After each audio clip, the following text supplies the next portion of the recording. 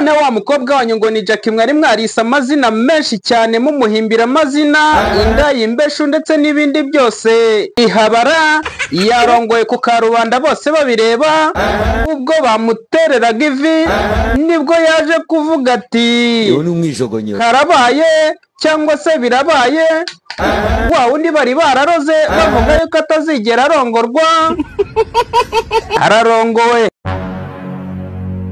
Naho wa musore wanyu ngo ni Titi Brown warahiye akirenga akamanika agatoki ngo agomba kurongora Nyambo yagaragaye amukanda ku mabuno bimwe bakunze kwita nyashi yakandaga nk'ukandakanda voka zitarashya mbega nk'uri kuramuza mu isoko inyanya batanditse z'ikimene ngo kanda ngari gukanda kuri nyashi mama wararaye ntumbaze twese turabibona.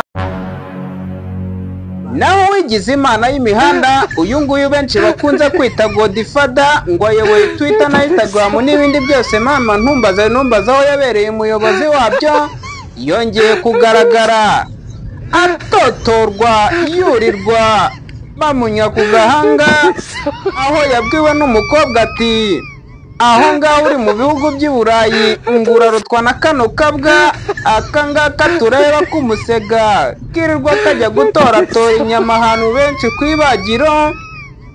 Godfather ubwo yumvaga ibyo bintu nawe yahise yikubita ku gahanga amera nk'intare z'uyu mugara aramubwira ati ubwo so nawe n'imbwa iyo ngiyo uvuze.